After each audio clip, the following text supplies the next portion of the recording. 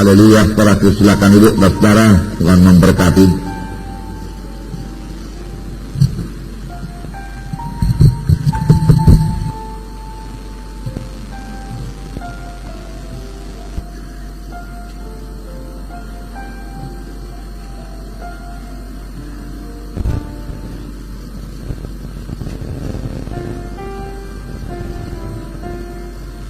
Di pasal 4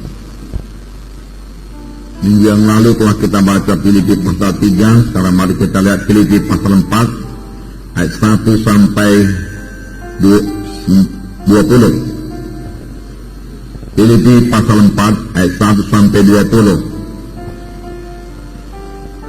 Kita baca bersama-sama.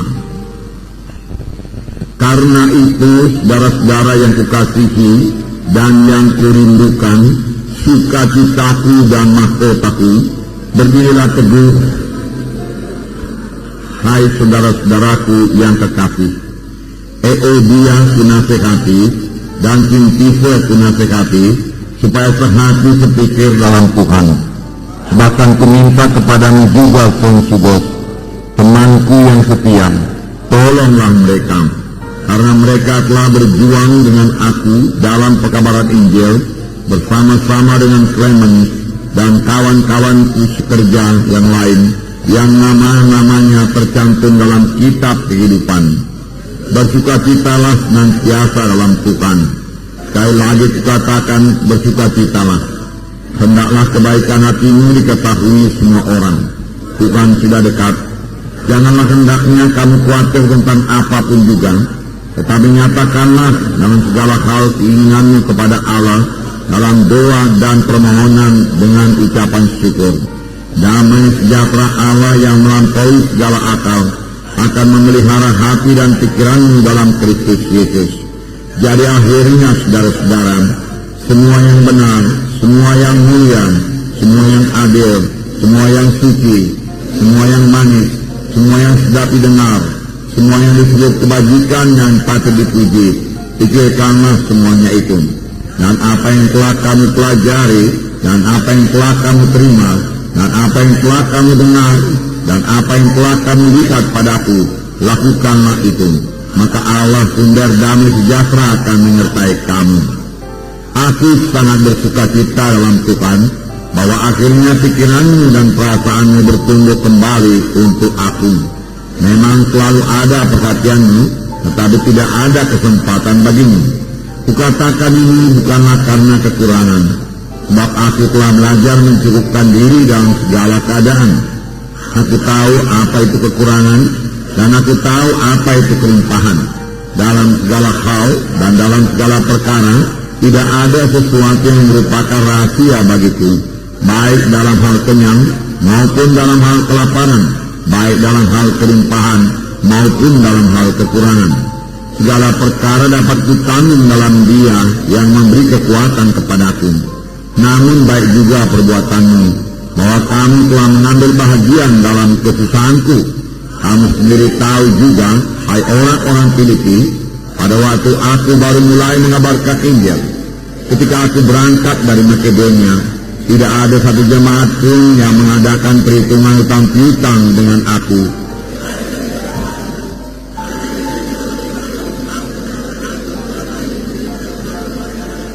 Tetapi yang kuutamakan bukanlah pemberian itu, melainkan buahnya yang makin memperbesar keuntunganmu.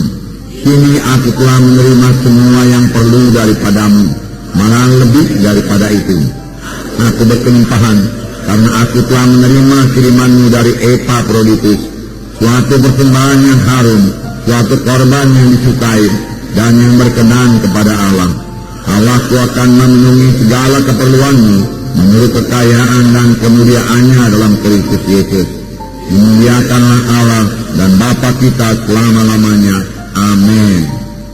Nah, saudara yang kekasih dalam nama Yesus, ini surat Paulus kepada sidang Filipi yang ditulisnya dari penjara. Paulus sangat mengasihi sidang Filipi ini. Saya percaya kalau sekiranya dia tidak dalam penjara, dia akan mengunjungi sidang Filipi di Makedonia ini, saudara. Tetapi karena dia dalam penjara, maka dia menulis surat ini. Surat ini kita lihat ditulis dengan penuh perasaan kasih. Bahkan dia, saudaraku, sangat mengasihi saudaraku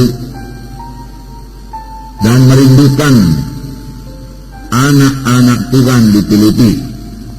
Sehingga dalam ayat 1 dikatakan, saudara-saudaraku yang kukasihi dan yang kurindukan, sukacitaku dan mahkotaku. Beginilah juga teguh dalam Tuhan, hai saudara-saudaraku yang kekasih.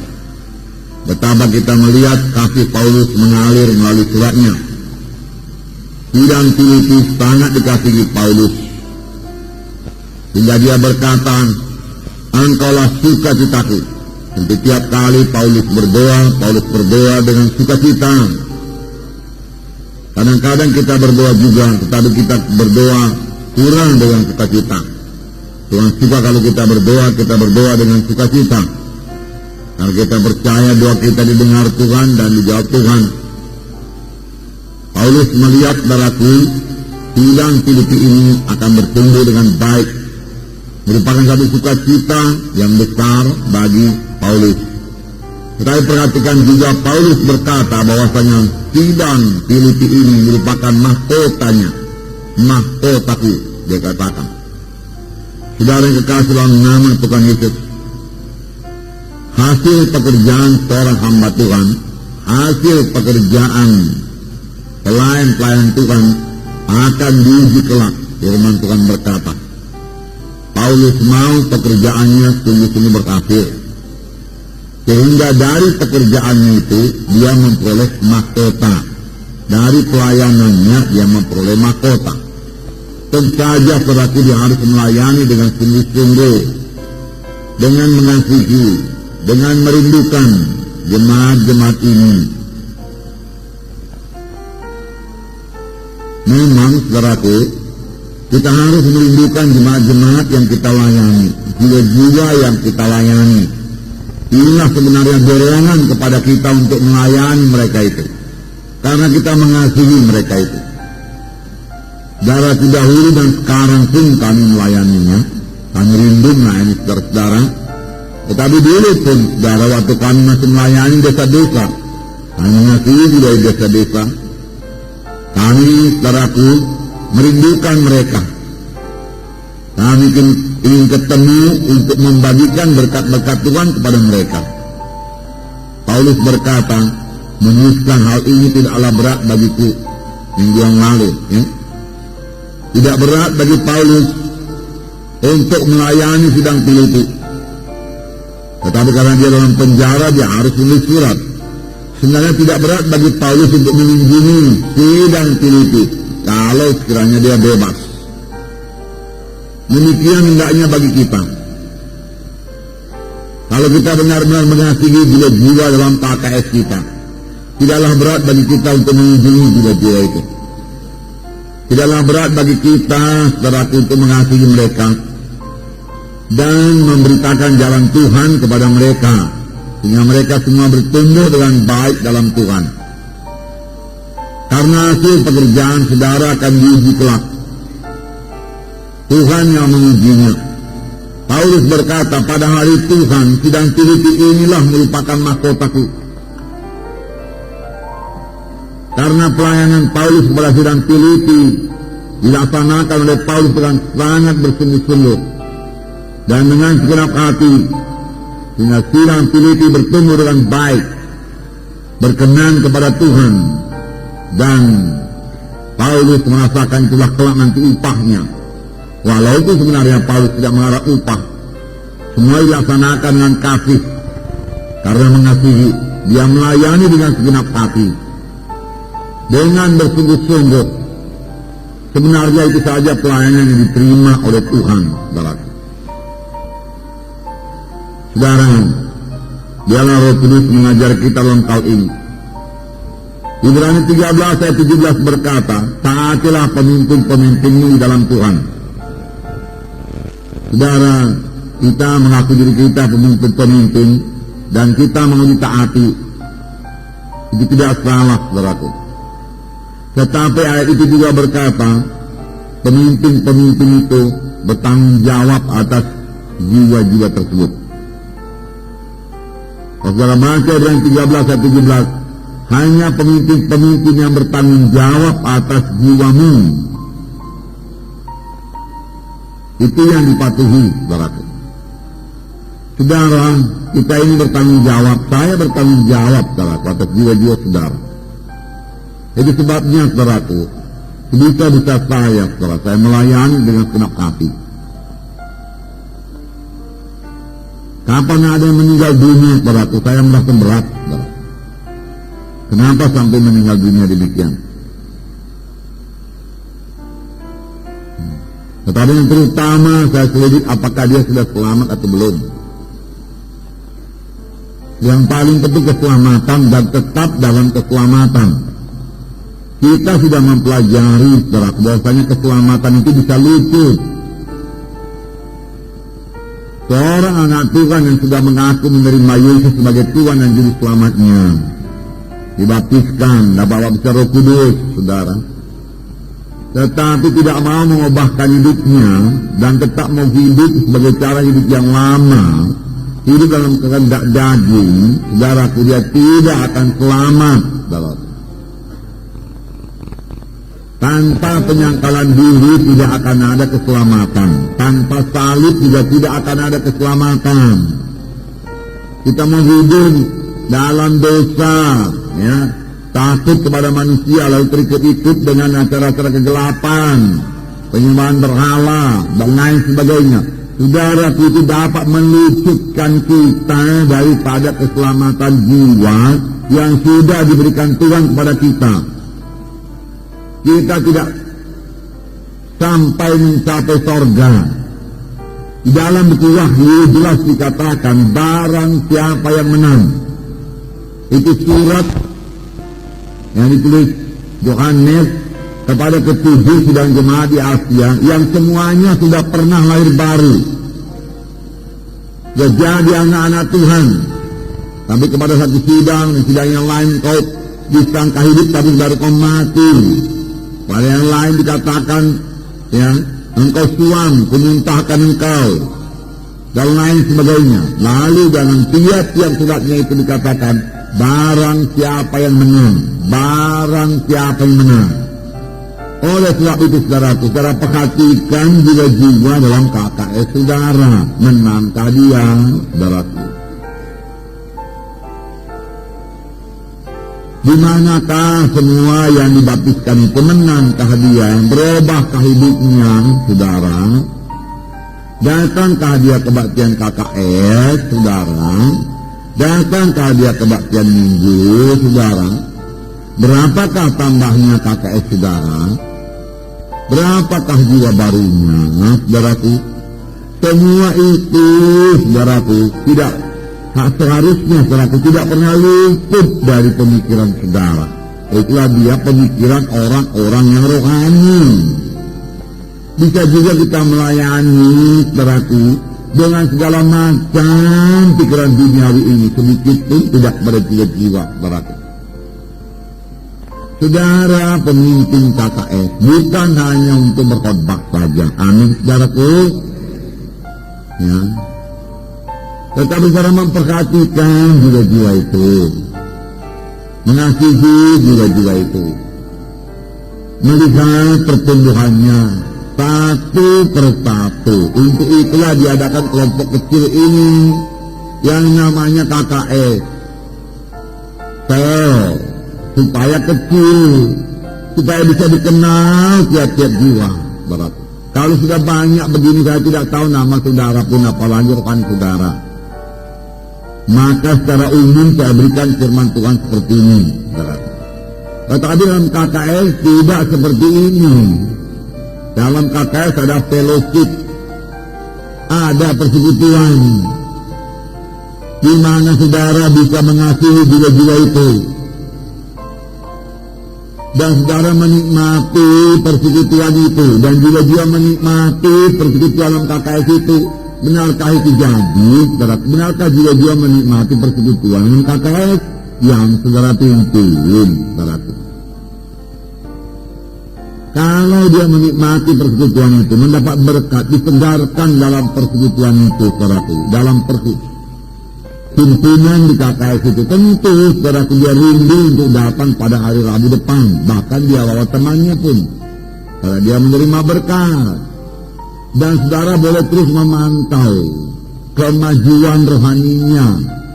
Paulus berkata, ya, aku tidak pernah melalaikan apapun yang penting bagi kamu. Apa yang rasa Paulus penting, tidak pernah dilalaikannya. Semua kuberitakan, dia katakan, baik di muka umum, baik di rumah-rumah, kuajarkan kepada kami. Demikian saudara dengan KKS saudara. Saudaralah gembalanya. Itulah dia kelak mahkota saudara. Saudara sama saja melayani saudaraku, setia pada perkara yang kecil, Tuhan akan berikan perkara yang besar. Kalau perkara yang kecil juga belum bisa kita layani, bagaimana kita melayani perkara yang besar, saudara? Nah, Tuhan sudah sangat berahmat pada sidang ini, mengirimkan begitu banyak sekali jiwa-jiwa, saudara. Saya bisakah kita memberikannya, saudara? Benarkah dia menjadi anggota tubuh Kristus, saudara? Kita bertanggung jawab atas jiwanya. Paulus bertanggung jawab atas jiwa-jiwa diteliti. Oleh sebab itu dia kirim surat, dia kunjungi, saudara. Dia rajin mengunjungi. Nah, kemudian perselisihan di dalam jemaat yang segera diselesaikan oleh Paulus. Sebisa-bisanya diselesaikan dari penjara, dari tahanan. Ada temannya Sintigos, ya. Tolong Sintigos, dia katakan supaya dia dan Sintigos ini boleh bersehati, sehati sepikir. Jangan sampai ada perselisihan demikian. Walaupun perselisihan itu masih kecil, selesaikan dengan cepat. Jangan sampai perselisihan itu menjadi besar. Cek dalam KKS saudara nih, saudaraku. Yang Tuhan sangat memberkati persatuan. Amin. Dalam buku Mazmur dikatakan, kesanalah Tuhan melimpahkan berkat. Di mana ada persatuan, jadi Tuhan mudah sekali mencurahkan berkat. Tetapi di mana ada perselisihan, inti ke dia, saudaraku, jadi dikatakan sudah bekerja bersama-sama teman-teman sekerjaku dengan klaim akan memberitakan Injil. Jadi dari permulaan sedang teliti, saudaraku, dia dan inti ini saudara sudah ikut melayani. Jangan sampai dia luput, jangan sampai dia masuk dalam kehendak daging. Karena terus menerus dalam perselisihan, berarti akan jatuh pada kehendak daging yang menyulitkan keselamatan. Oleh sebab itu Paulus segera menyelesaikan persoalan. Amin. Demikian juga saudara lihat dengan cermat, berarti, ya. Apakah ada yang tidak beres dalam KKS saudara? Ada perasaan tidak enak satu dengan yang lain, segera selesaikan itu. Amin, saudara. Perdamaikan. Anak-anak Tuhan harus mengampuni. Jikalau kamu tidak mengampuni, maka dosamu juga tidak akan diampuni, Tuhan berkata. Dalam hal ini pemimpin KKS harus memiliki hikmat daripada Tuhan. Bagaimana memperdamaikan, bagaimana mempersatukan, saudaraku. Saudara, karena di mana ada perselisihan, apalagi sampai terjadi perpecahan, tidak memihak. Sidang Korintus ditegurkan Paulus karena berpihak-pihak. Tidak ada berpihak-pihak dalam tubuh Kristus, Paulus berkata. Kami semua satu. Kami semua anggota tubuh Kristus, Paulus berkata.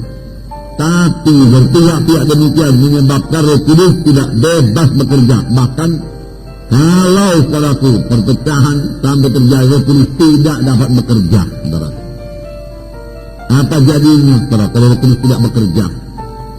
Saudara, kita bisa berkumpul seperti ini, menikmati persekutuan dengan Tuhan, menuju menyembah Tuhan, karena kita secara bersatu dalam Tuhan, bersehati, saudara. Bisa saling memaafkan satu sama lain, saudara. Jangan lupa kita hanya anggota tubuh Kristus.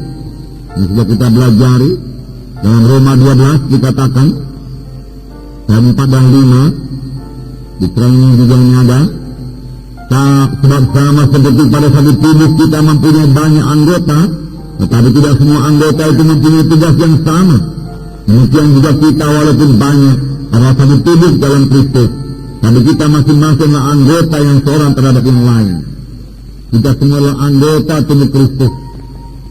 Anggota tubuh Kristus. Lain pelayanan, lain tugas, lain karunia. Yang kita tidak boleh sendiri dan sendiri. Seperti saya ya, memang kalau tidak bisa nyanyi ya puji Tuhan, berarti. Amin saudara. Ya. Nah saudara, kalau ada yang lain yang diberikan Tuhan talenta demikian, saya tidak boleh sendiri, amin. Ini yang juga saudara.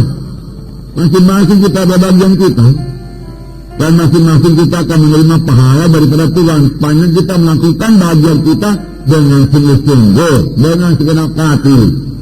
Amin saudara. Puji Tuhan. Kalau saya lihat Benihim melayani, saudaraku, sambil menyanyi, saudaraku, dia melayani sambil berkhotbah, saudaraku, dia pandai menyanyi, dan Roh Kudus turun, saudaraku. Bila dia sembuh waktu dia menyanyi, wah ini pelayanan yang luar biasa saya pikir. Nyanyian merdu, saudaraku, dirati, Roh Kudus bekerja. Tetapi saya tidak bisa demikian. Saya berpikir bahwa anugerah yang ada pada saya, karunia yang diberikan Tuhan bagi saya. Nyatanya juga, saudaraku, juga selamat. Amin saudara.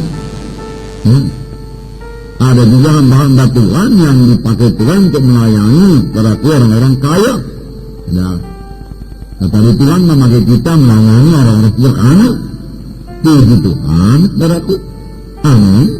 Walau melayani juga dia sederhana, Tuhan tidak akan berikan kita kekurangan. Amin. Ya, kita bersyukur saja kepada Tuhan, masing-masing ada bahagiannya. Mari kita laksanakan bagian kita dengan segenap hati, dengan sungguh-sungguh. Itu yang perlu, saudaraku. Nah, perlu berdamai sama lain. Kalau ada perselisihan, cepat berdamai. Dalam Markus 9 ayat 50 dikatakan berdamai. Markus 9 ayat 50. Saya membacakan kepada saudara.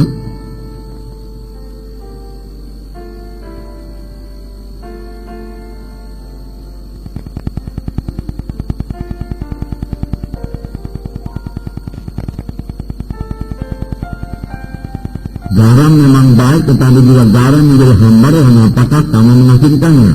Hendaklah kamu selalu mempunyai garam dalam dirimu dan selalu hidup berdamai yang seorang dengan yang lain. Dan selalu hidup berdamai seorang dengan yang lain. Dengan demikian damai Tuhan tak mendiami hati kita. Amin saudara. Nah, gosip saudaraku sangat menghilangkan damai. Jangan menggosip, jangan menggunjing, dan jangan mementingkan diri sendiri.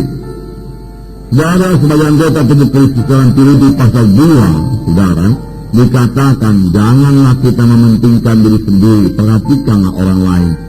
Ayat 4 barangkali. Ayat 2. Filipi 2 ayat 2. Karena itu sempurnakanlah sukacitaku dengan ini. Hendaklah kami sehati sepikir, dalam satu kasih, satu jiwa, satu tujuan, dengan tidak mencari kepentingan sendiri atau puji-pujian yang sia-sia. Puji-pujian yang sia-sia, saudaraku, dari manusia, ya.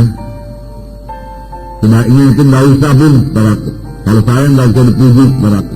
Saya sudah cukup lama saya tidak pernah dipuji, saudaraku. Nanti kalau saudara puji pun saya jadi terkejut, saudaraku. Saya sudah cita-cita karena saya sudah dapat menyampaikan maksud Tuhan. Amin saudara. Ya. Sebaliknya hendaklah dengan rendah hati yang seorang menganggap yang lain lebih utama daripada dirinya sendiri. Menganggap yang lain lebih utama, lebih penting. Oleh sebab itu dia mendoakan saudaranya yang lain tersebut. Bukan menganggap diri kita lebih utama. Setiap kali yang terjadi Sebaliknya ini menjadi ayat ini. Kita menganggap diri kita yang utama, orang lain tidak utama. Lalu firman Tuhan berkata, anggap orang lain lebih utama daripada dirimu sendiri. Amin. Ya. Salah evaluasi namanya itu. Salah perkiraan. Kita merasa diri kita sangat hebat, sangat diurapi, sangat rohani. Ya, kita merasa orang lain tidak ada apa-apanya, saudaraku. Padahal semua kita yang datang tubuh Kristus diselamatkan Tuhan dengan maksud yang begitu indah, saudaraku. Ya, ada karunia Tuhan dalam saudara masing-masing. Saya mengakuinya, saudaraku. Ada karunia Tuhan bagi saya. Biarlah kita saling menghargakan, amin, saudara. Ya, dan saling mendoakan. Nah, anggaplah yang lain lebih utama. Tidak kita menghormati dia, tidak merendahkan dia. Dan janganlah tiap-tiap orang hanya memperhatikan kepentingannya sendiri, tetapi kepentingan orang lain juga. Nah, perhatikan kepentingan orang lain juga. Perhatikan orang lain. Perhatikan anak Tuhan yang lain. Amin, saudara. Itu membuat saudara bertambah-tambah dewasa dengan Tuhan. Nah, karunia-karunia, tugas-tugas, berarti kelengkapan-kelengkapan yang diberikan Tuhan pada anak-anaknya memang berlain-lainan. Tapi semua itu saling melengkapi. Dan kalau kita laksanakan saudaraku dengan sungguh-sungguh, maka pekerjaan Tuhan berjalan dengan lancar. Karena masing-masing pada tempatnya, masing-masing pada posisinya, amin. Masing-masing pada pelayanannya, saudaraku. Tidak ada anggota tubuh Kristus yang tidak berfungsi. Semua anggota tubuh Kristus ada fungsinya, amin. Semua anggota tubuh saya yang ada fungsinya, saudaraku. Dan Mazmur 133 dikatakan, di mana ada persatuan, kesana Tuhan mencurahkan berkat. Di dalam rumah tangga ada persatuan, ke situ Tuhan mencurahkan berkat. Amin, saudara. Di Mazmur 133.